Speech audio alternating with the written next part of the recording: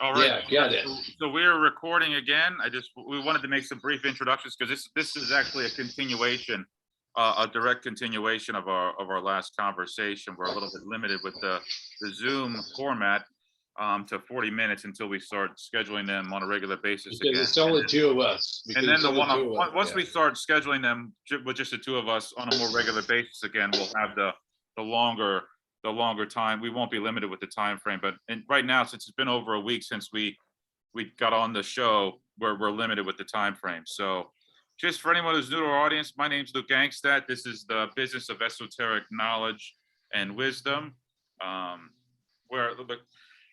the author of a book called titled The Musings of De La Pew. It's a study of the nature of the universe, the nature of God, reality, human beings, and how they are all related. My co-host Peter Rusevic in Serbia, he is also an author, and I would want him to make a brief introduction about himself and his books. And after that, then we will get back to where we were at the previous conversation on alchemy and how the subject of alchemy, its history, and particularly with Nikola Tesla, but it goes beyond Nikola Tesla as well, how the study of alchemy relates directly to this unprecedented transformation and change that we are all experiencing here on spaceship Earth in the year 2022 AD. And our conversation, that's where we left off in the last episode, was our conversation on alchemy. And Peter was discussing, I forget the name of the alchemist, but it was an alchemist from the 13th century is where we left off mid-conversation before. So without any further ado, Peter, I'd like you to introduce yourself for our audience. Tell us a little bit about your books, and then we'll pick up where we left off.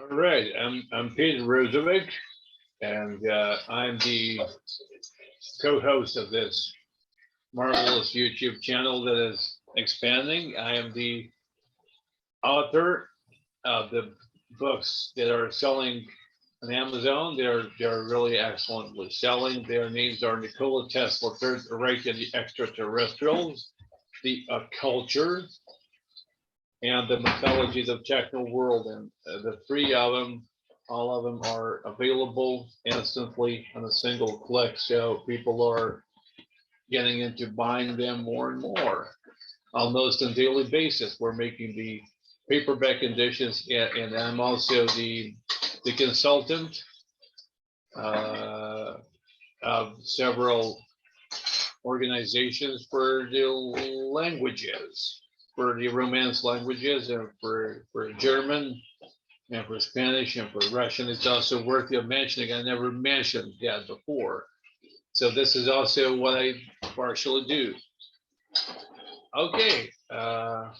Yeah, and we're talking right now. We're discussing the topic of the alchemy, and we are how the history of alchemy it has practical applications to our world today, and it speaks directly to the mission of our channel, and is that we believe that by having an ongoing conversation about hidden knowledge and wisdom that has been intentionally suppressed from people by, in all likelihood, their governments and organized religion, that this hidden knowledge and wisdom will ultimately free the human spirit, because that's ultimately what we want here, is to free the human spirit. And we see this global prison, authoritarian, tyrannical dictatorship spreading across every corner of the earth.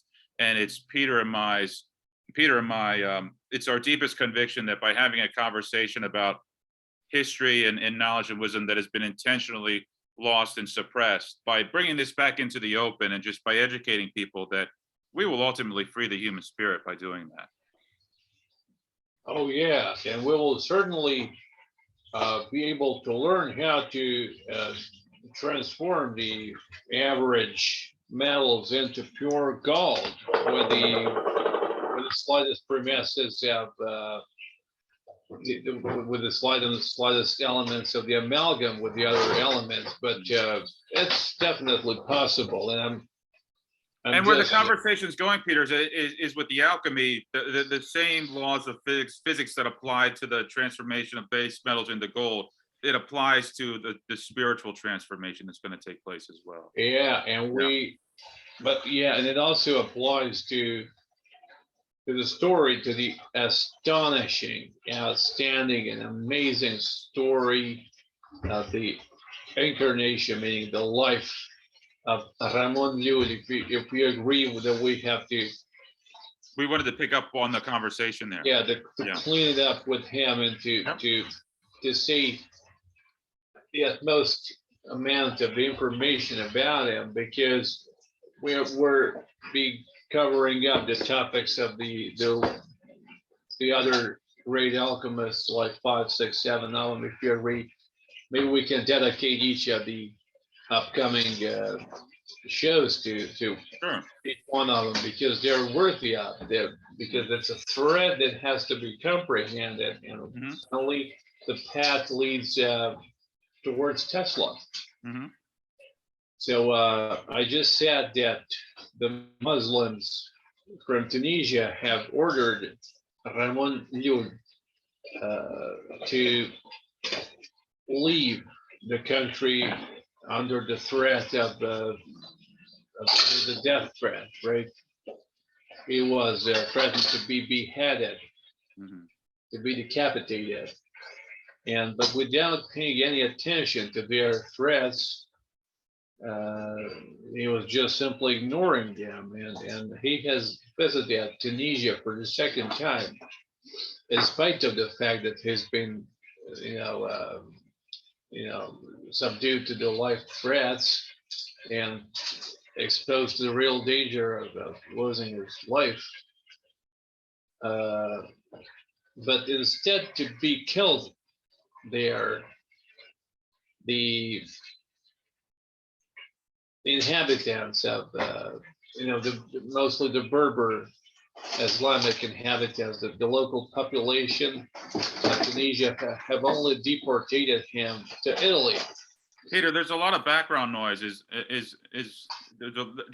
to make him there's a lot of background. There's a lot of noise in the background. A lot of banging. Okay, I don't know. yes, I'm cooking. Yeah, Oh, it's yeah, okay. yeah. Sorry. That's Yeah, okay. because we're in the very process of an alchemic transformation. We're roasting a chicken Mhm. Mhm. with potatoes, and that's an alchemical process as It well, absolutely is. because you turn certain form of matter into the other form of matter, Mhm. which is edible suddenly. Mhm. Better for food. Yeah. Uh, So this or is gold. what is the noise producer in the Sure. background. So we Yummy. okay. Well, we'll try to cut it out, to lose it. Okay, so it's an extremely important thing to mention. There was an article that hasn't been subscribed, an unknown resource, and the article appeared in the magazine entitled "The Household Worlds." Sorry, bullshit. Household Words, and it was the number 273.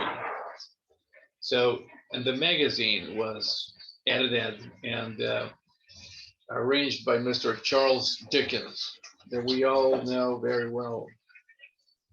Is it related to 273 Kelvin? Sorry? I mean, the number 273. It popped into my head. 273 Kelvin. Star system? No, I thought that's the point. I thought that's the. Is that the? Oh, the absolute zero. Absolute the zero. absolute zero. Sorry, my bad. Anyway. The absolute zero. Yeah. Well, it's a coincidence. Maybe it has certain connection. It's the with it. numerology. Yeah, it kind of popped into my head. So, Charles Dickens, for some of those who don't recognize the name, but I'm almost convinced that everybody does. He's the author of The Christmas Carol, The Cricket on the Fireplace, Nicholas Nickleby, Oliver Twist, David Copperfield, and you name, the Doom House, or what was it, the name of the original, the obscure house, and so many other ones. Bleak House. Sorry? Bleak House. Yeah, that's exactly what it's called.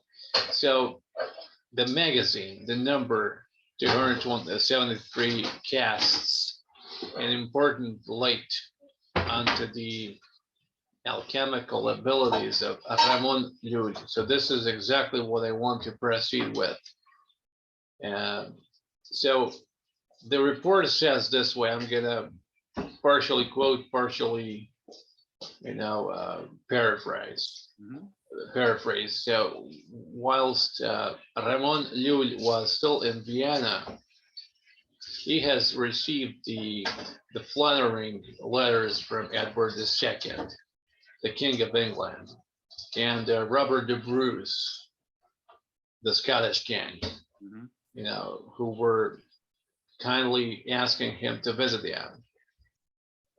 For those of you who don't know, Robert de Bruce is, or Robert de Bruce, like the Scottish people pronounce it. He was the regent, the throne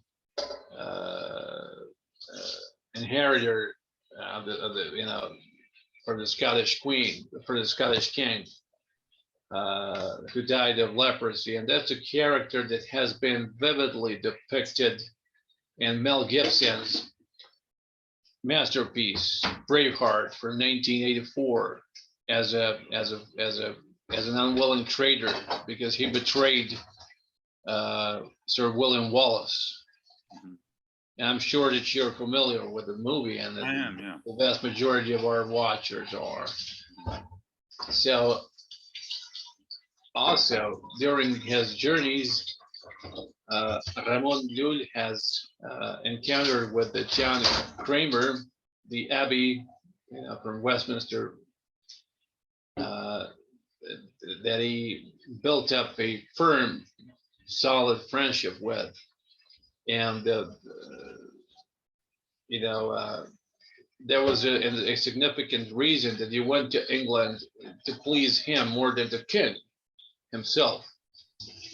So the treatise of John Kramer appeared in the Hermetic Museum, but in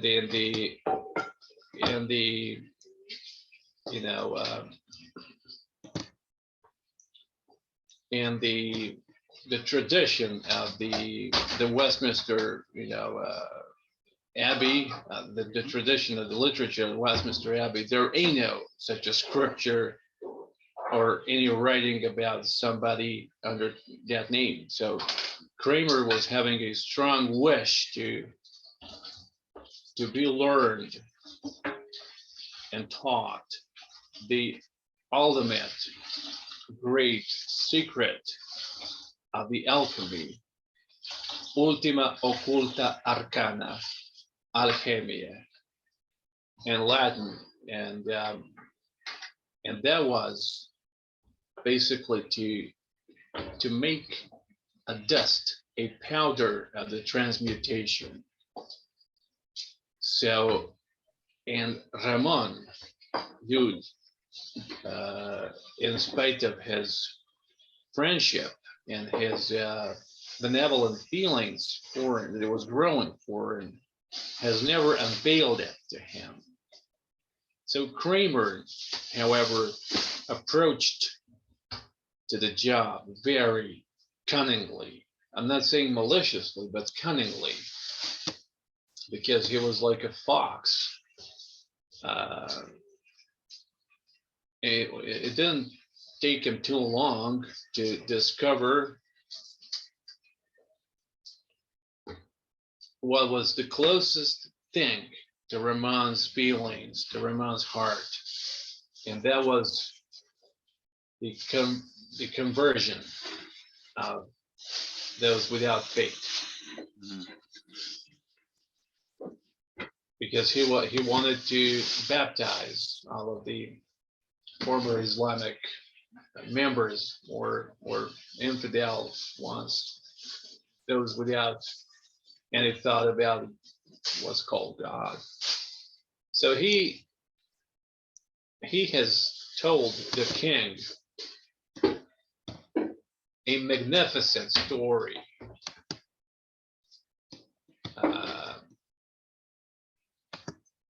And that story was about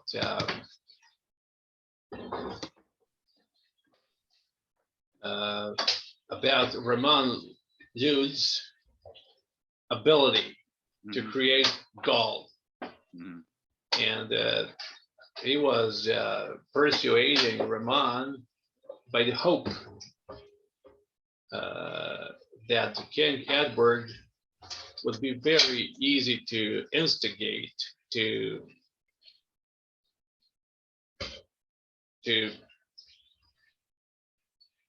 and to commence a crusade, a holy crusade against the infidel ones, namely the Mohammedanians, the Islamic population, only if he is supplied with enough means for that enterprise project.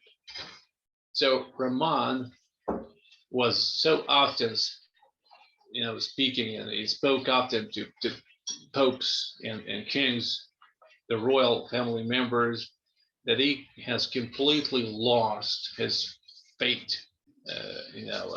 his belief in them. But yet, observing that problem, like the ultimate hope, the quantum of solace Mhm. and comfort, he has joined his friend Kramer on his path towards England. So Kramer has settled him in his abbey, treating him with respect. And that was the place, and that was the moment when Ramon Llull has finally taught him about the dust, the powder which is capable to create the transfiguration, which was the secret that Kramer was willing and yearning to get to know for so many years, actually. And what is this dust, Peter? What is it? What is it made of? What is it? Yeah, I just want to tell you, I'm gonna explain the chemical Sure. compounds and elements of the dust, but just want to keep up with the mystery Mhm. for Mhm. years around listening to us. So when the powder was improved and enhanced, because it's a long process to make it, Kramer has introduced Ramon to the king, to the superb, the court, and he has accepted and taken him as just it could be assumed that one would, no matter if it was a king or just a normal an average person, it was just expected to be taken by somebody who can offer you an infinite fortune and wealth, right? Mhm. As if you would accept in your house somebody who would offer you more than $1 million today, Mhm. or vice versa. Mhm. So Ramon has made just one single condition, and he requested the gold that he's about to make cannot be spent on the court luxurious things and luxuriousness and luxury and perniciousness and gullibility and lasciviousness and such like things, neither on the warfare against any other Christian king, the biological concurrence. So that Edward is obliged by the contract to personally come up to get to the forehead of the army and to get into the Holy Crusade against the unbelievers. So Edward promised everything to him Mhm. without even thinking about the consequences. So the chambers that were offered to Ramon were in the tower in London town, and there, as he has said himself, he has first time transmutated around 50,000 pounds of weight of mercury, the lead, and several other elements into the and made them into the pure gold, according to his own testimony, and of which gold he was coined, were minted, 6 millions of nobles. That's the predecessor of real, the Spanish currency. Mhm. So that was noble at first. Mhm. And we're speaking about the 13th century. Mhm.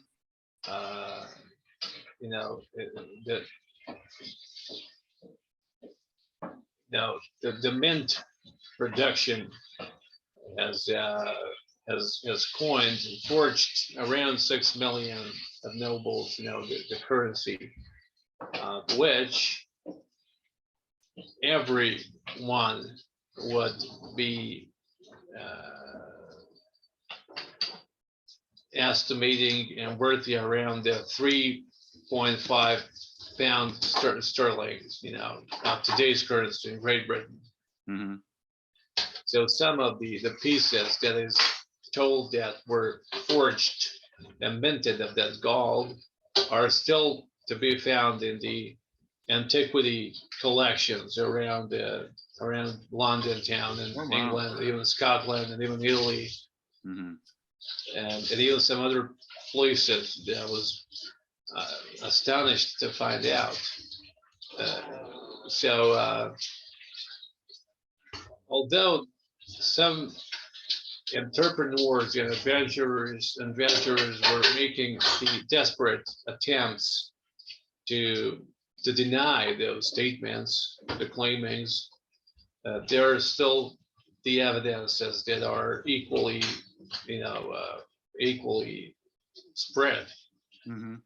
So Robert de Bruce has been sent a shorter work or essay entitled "The Art or the Craft of Transmutation of Metals," or the art of transmuting metals, as it was the origin of the title. So, and Dr. Edmund Dickinson claims in quotes that when the monastery in which Ramon was incarcerated while he was in Westminster Abbey, when he was moved away, the workers have found certain amount of dust, and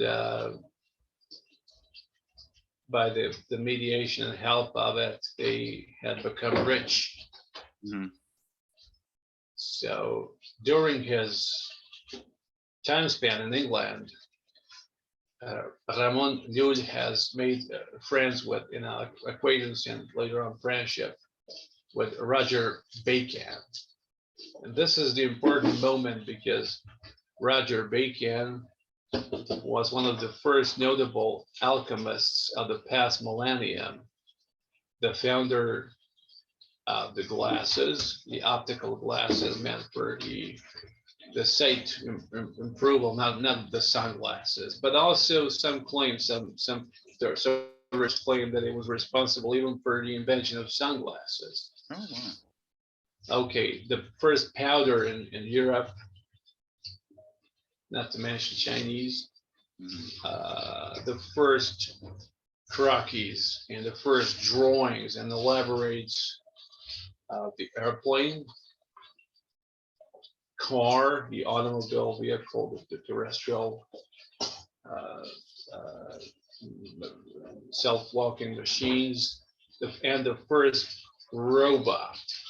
So all of this is important because this is the direct lineage, the direct thread of the esoteric thought and dealing in inventory creation and the engineer's craftsmanship that leads towards Nikola Tesla and Sophia. And this is extremely important. This is why I pay the almost pathological attention to the details. Mhm. Because, I mean, come on, it's Roger Bacon and Abbott Mhm. is an extremely important figure. So, of course, the King Edward wasn't even thinking about the possibility to start a warfare. So, it's worthy of mentioning that the place where Ramon was situated while he was in Tower was equal to a prison cell. Mhm. So it was miserable. There was nothing. I've seen the photographs of it. So, and he has finally realized how the things are really going on. So he has outspoken a statement in which he said that the King Edward, because of his promised word that he passed across, due to his broken word, can only expect the hardships, and troubles and misery, because he deserved that. It can be called karma also. So he ran away, escaped from England in 1315, and once more he turned into preaching to the unbelievers. So already in that period he was very old, and none of his friends wasn't growing any hope that we'll see his face ever again. So, and then the great journey starts over. He went first to Egypt. That was called Ham in the ancient past, of course. So, and then he turned towards Jerusalem. And from that place, for the third time in his life, he went to Tunisia by boat on the ship deck. So that was the place of his ultimate station, where the martyrdom that he was desperately hoping for and expecting and kind of inviting has finally found him, because he was challenging to become a martyr. So the false, the people had attacked him and subdued him under the harassment, and they were throwing stones onto him. So some merchants from Genoa have taken his corpse, his dead body, which somehow, and to a certain extent, was still emitting the signs, the vital signs. It was, the aorta was still pulsating, and his heart was beating, slightly, but still. And how long after this? How long was this after he was declared dead? Well, I don't know that, but you've got a similar situation in the case of Rasputin, Mhm. as well as you know. Mhm. So that's the point with the great alchemists. Their body show up and express the elements and the vivid, obvious signs of the longevity and tenaciousness. They're very tenacious, and they're not the only ones. So I don't know about the exact number of hours after has been lynched over there, but I would say certainly more than half of a day, maybe a whole day even. So they have got, you know, his body, you know, tormented by the events onto the boat, the ship deck. He has basically endured only for several hours, and he died when they almost reached the coast of Mallorca. So the day was June 28, 1315, and it was 81. But very vital nevertheless. So he was buried, and there was a long procession and the well-organized funeral, and pompously, you know, arranged, and any kind of honorship was made in his praise, and he was buried in his family chapel in the church of Santa Alma, attended by the presence of the vice king and the complete major, you know, nobility. So yeah. And this dust that they were able to use, that they used to create the gold. I mean, what happened to that formula? What happened to the dust, the knowledge that goes into process creating that coming up? What happened to the dust, I guess is what I'm saying. Was that lost to history as well, or were there keepers of that information? What happened to that? Well, there is a scripture, there is a recipe. What happened to the recipe, I guess? About the production of that dust, yeah. Sure. What happened to the recipe? Well, I'm having over here, it's in my clothes set, 2 paces from me. Well, it's you know, it's been transferred from one mind into another, and various alchemists, first the apprentices and the dabblers, who were later on becoming the connoisseurs of the great craft, were certainly able to produce it. But I'm saying that it's not lost. Yeah, no, I get it. It has been preserved, and that's the importance of it. John Kramer, the almost a mythical personality of an abbey living in Westminster, as an awesomely interesting personality of the alchemic collection in the 14th century. So yeah, because it wasn't completely sure whether an abbot with this name was ever in the Westminster Abbey.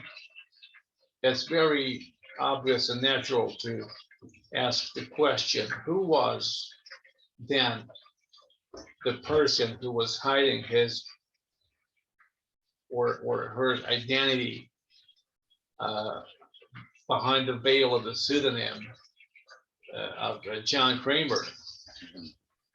So the fictitious characters, such like John Kramer, as it was reported by the secret police of that era, are illustrating two important, notable practicing, of the medieval alchemists. The first one is that many Persians, the high political or religious rank, highly ranked individuals attached to the court or to the church were secretly introduced and making a part of the hermetic chemical researching. And after being afraid of prosecution and stalkings and expurging them and mockery, if you want, nevertheless, those Persians, highly ranked individuals, were publishing their inventions and discoveries under the false names or different pseudonyms. So what you're saying, just so I'm clear on this, Piers, what you're saying is that people in the hierarchy, the highest places in the hierarchy of government in the Vatican are well versed and well aware of the practice of alchemy and its power. Well, not only the alchemy and different schools, different types of it, but also they are the very well known kind of very good connoisseurs of Kabbalah. Also, and various kind of secret teachings and processes. And the second thing the second factor is worth mentioning is that for thousands of years, over the entire millennia, it was the practice of an initiant that is about to become an adept, and that's the highest rank. The ones who were possessing the true key of the great hermetic arcanum, their purpose and their task was to preserve and maintain their wisdom through creating the fictitious characters, the imaginary personalities, which was introducing them into the episodes Peter, we have one more minute. I hate to interrupt you, but we have one more minute on this Zoom call. I don't know if you can see in the upper left-hand corner. Does it tell you? Do you see a yellow triangle that says less than a minute? I do. It's lesser than 1 minute. So yeah, I just so we are restrained by time today, unfortunately. Yeah, and by that fact, those characters were established as acknowledged member of the society. So in certain cases, in order to achieve that, even the complete genealogies and genealogical lines were fabricated. And this is the full stop for now. To be continued. To be continued. And thank you. All right, Peter. We will pick up here. We will pick up here next time. All right. Glad to see you soon, man. I'll see you soon. We'll see you. All right. See you soon, my friend. Yeah.